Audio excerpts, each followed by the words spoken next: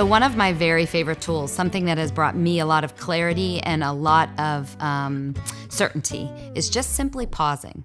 There is so much power in the pause. I use this nonstop because it really does take us in the here and the now. When we get into the present moment, we're able to experience gratitude. We're able to manage our anxiety, see why we're triggered and what's going on. We're able to allow for flow, to just kind of let things happen as they happen.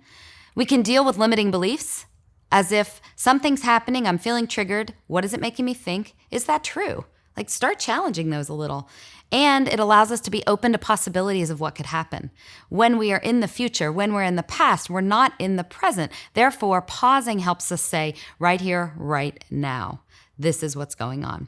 So the one cool thing about being present is also allows you to turn off the world and focus in on what's going on. Sometimes you just need quiet. There are moments in time where we're given a pause. We might be sitting in a traffic light, but it's those quiet moments when maybe we close our eyes as we lay our head on the pillow and we have a gut check. It's a moment to say, what's going on for me? And when we're not afraid to pause and see, we're able to understand how we can move forward. It allows us that space. So you can come back to being present again and again and again. And what I love is it's a tool that's right in your back pocket. You can bring it out. You don't need anything more than simply to say, I am right here. So do this with me. All you have to do, simple, is find your heartbeat. Feel it in your wrist. Feel it in your neck. Be here now. When we feel our heartbeat, when we understand that the circulatory system is running all through our body, immediately there's a sense of gratitude. We feel it, we know it, we're with it, and everything else quiets. That pause is a gift you can give yourself over and over and over again.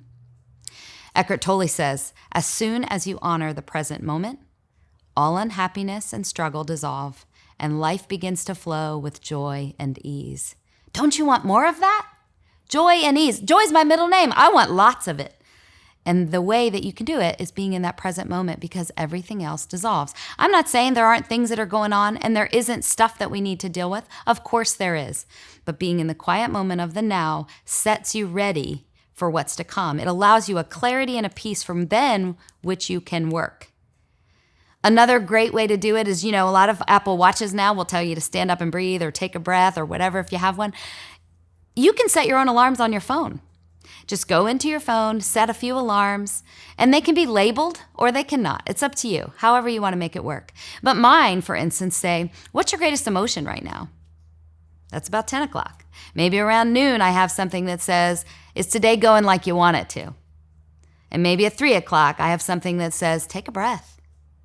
And I set these alarms. Sometimes I'll turn them off and I'll set new labels. But they really help me. They really help me be right here, right now. Sometimes my kids will come flying in and they'll be like, hey, Mom, your phone wants to know how you're feeling right now. Right? So I'm teaching them too. But when we set these alarms, they just are kind of a, hey, wake up right now, right here. What you feeling? What you doing? Are you in alignment? Notice. Noticing is the most important part in setting your alarms, because you start to get a feel for the truth, and you start to see what you're dealing with. Power of the pause. Try it out.